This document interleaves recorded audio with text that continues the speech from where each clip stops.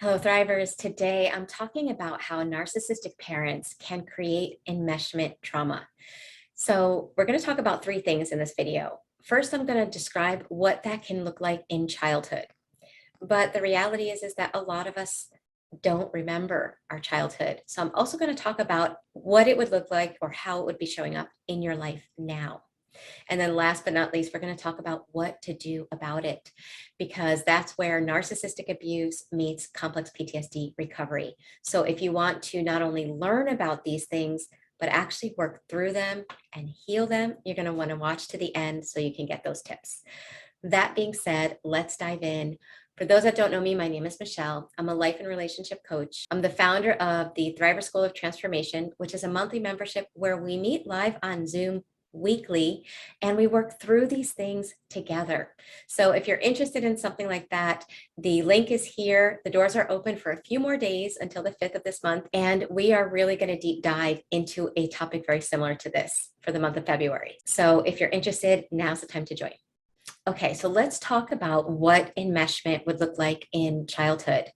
So in a healthy family, everyone is an individual, right? I mean, this is basic. 1 + 1 is 2, right? Everyone is a separate person.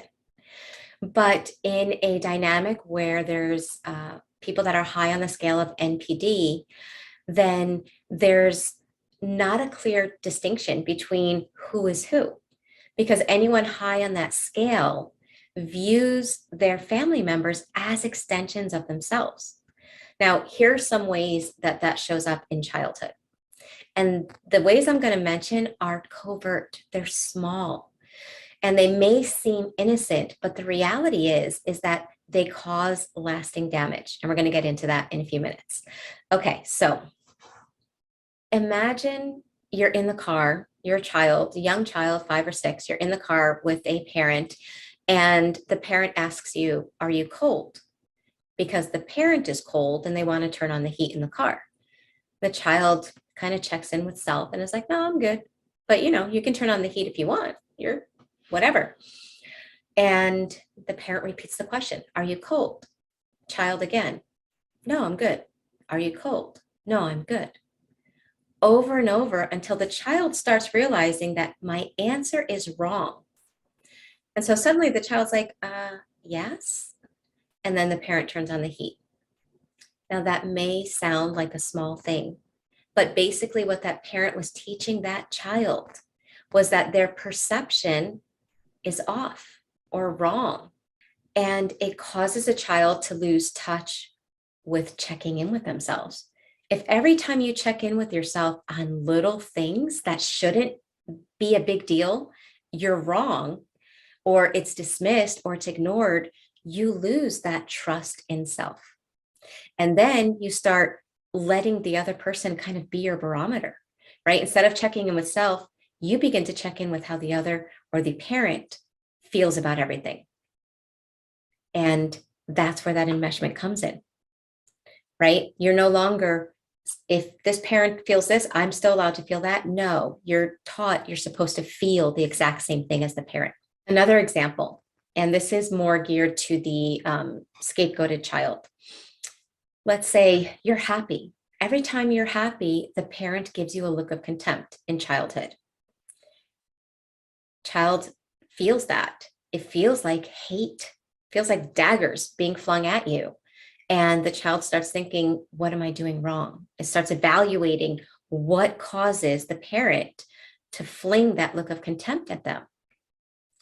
It doesn't take long for a child to start realizing every time I'm happy, this happens. And what happens? The child starts toning themselves down without ever being told to. And that's the confusing part, because if they were to try to tell somebody, if they were even to try to tell that parent, you make me feel like I'm not allowed to be happy, the parent's going to say something like, that's crazy. Like, I want you to be happy. I want nothing more than for you to be happy. And it can sound so convincing. So again, the child starts thinking there's something wrong with self. Their perception must be the problem. But they learn to change their emotional states depending on how the parent is giving or if the parent is giving the thumbs up or thumbs down. So if they're all depressed and sad, and then the parent is suddenly attentive, that child learns being depressed and upset and, feeling worthless gets me something positive. It gets me approval. It gets me attention. It gets me love from the parent. And all of these are limiting subconscious beliefs that are being sown into the subconscious mind of that child.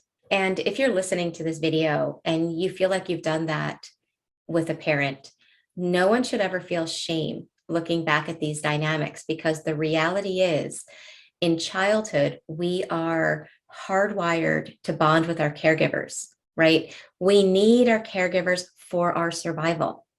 So if sacrificing self ensured your survival, it was a coping skill. Those changes that you made in childhood of sacrificing self so that you didn't have to give up on the relationship with your parent, or so that you felt some kind of connection with them, is normal and understandable in childhood. The problem is that those coping skills wind up coming up in your adult life and causing problems. And we're going to get to that in a minute. But the last thing I want to mention is that as the child gets older, they get a little bit more vocal, right? And if the child then starts calling out bad behavior by the toxic parent, or saying something like, "You hurt my feelings," or "You made me feel sad," if they shared that with a parent that's high on the scale of NPD, then that parent probably came back at them with so much more anger or emotional pain that the child learns that conflict is dangerous, and they stifle that. So bottom line, when it comes to enmeshment, what a child learns is that they have to sacrifice self. They have to sacrifice authenticity to receive connection, a sense of belonging, in an attempt to not feel abandonment from the parent. But what they don't realize is that they are abandoning self, and that carries into adulthood. And that's what we're going to talk about now. Okay, so how does an enmeshed childhood show up in your adult life? I'm going to just mention 3 things that you would notice in your life. The first one is a fear of conflict.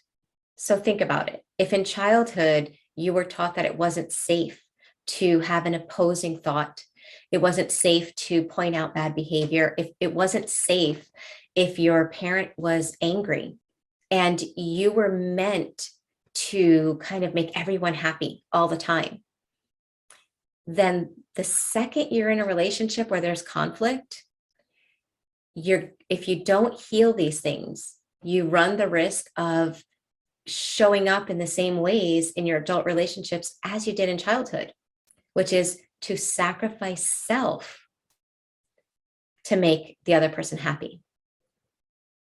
The problem with that is that healthy people don't want you to do that. Healthy people don't want somebody to not have a self, to come into a relationship with no self.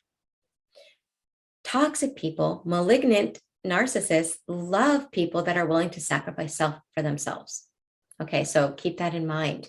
But that's one of the things that happens, is that you can't handle conflict, and you wind up sacrificing your perspectives, your needs, your wants, your opinions, your emotions, your feelings.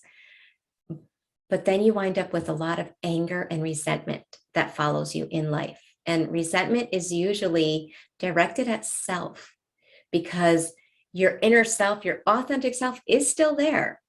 And that piece of you that's authentic is angry because you're not being true to yourself. The other thing that you would notice in your life if you had enmeshment in childhood is the fact that you have a low self-esteem. Don't know what that was. Low self-esteem and low confidence in self. Again, that's understandable. If In childhood, you were never allowed to feel your own feelings simply because you felt them. And you could only feel good about yourself if the narcissistic parent kind of gave you the okay to do so. Then you never learned how to feel confident from within. It was always dependent on the other parent to give you permission, so to speak, to feel that. And as a result, you probably feel, you probably have a need for external validation. It's probably hard for you to feel good about something unless it's confirmed from outside of self. Okay, that's just another way that enmeshment shows up in your adult life. And the third sign that you would see in your adult life is if you have a lack of self-identity. In other words, one of the ways that a lack of self-identity shows up, and I want to point this out because when I was in my early 20s, I had a lack of self-identity, but I didn't know I had a lack of self-identity. So this is what I needed to know at that time, and I'm going to tell you guys, okay? So if you have a lack of self-identity, this will show up in people-pleasing or shape-shifting. Since you were never allowed to strengthen your own passions, your own qualities, your own virtues, your own opinions, perspectives, outlooks on life, you weren't allowed to have that in childhood. You were taught to make it all about the other person's. You can tend to do that in adulthood as well. And as a result, you don't really know yourself. I remember being in my early 20s and somebody said, you know, Michele, I see a little bit of you in so many different people. And I hate to say, it's hard to admit, it's hard to kind of own this because, you know, it's sad. It's sad to think that, that's how it was. But the reality is I was nothing of me and I was everything, a small pieces of everything that I liked about others. And I kind of jumbled it up into, I don't know, a potential identity, I guess. There were pieces of it that were me, but I had a really hard time differentiating because I didn't realize that my self-identity came from within. And the problem with that, when you don't have a strong self-identity, we tend to gravitate and admire in others what we are not allowing ourselves to be within. Okay, so think about that. So when you're around people that have a strong identity, you feel kind of a magnetic pull, right? Opposites attract. And that's the danger of not working through enmeshment trauma, because you will wind up recreating the dynamics that kept you with all of these symptoms and side effects in the first place. One challenge that people with enmeshment trauma have is being willing to do the inner work to get themselves through the places in their life they were stuck. Because they've been enmeshed for so long, there's a very strong craving to be in a relationship. And in that way, that's their sense of trying to work it out. That's gives the brain, or it fools the brain into thinking that it's doing something to heal. But again, often we're just recreating the same dynamics. So the real way to work through enmeshment trauma is to start seeing the areas and the ways that you were stuck in your life. And that's what we're doing this month in the School of Transformation. There are 8 major stages that we go through in life that help us to form our identity. And if in our adulthood, from 18 to 40, young adult, 40 to 65, middle, and 65 to we are no longer here, if in any one of those stages that we're in, if we feel stuck, if we feel like we're having problems in relationships, if we feel like we're not able to be our best self, it's because we are stuck in the past stages 1 through 5, somewhere within there. We've been stuck because we weren't parented the way that we needed to be in order to get to those adult stages of life and to be our best self. Until we go back, until we look at it, until we reparent ourselves, until we learn how to get unstuck in those past stages, we're going to continue dealing with the side effects of the enmeshment trauma, of the narcissistic abuse, and of the cptsd recovery. So if you're ready to go within and start getting unstuck, make sure you check out the School of Transformation. Come join us, check us out. There's a 7-day free trial, and you can join this international community. This is what we do on a weekly basis. We work through the side effects. We work through the areas where we were stuck so that we can really live as who we're supposed to be instead of who the trauma turned us into.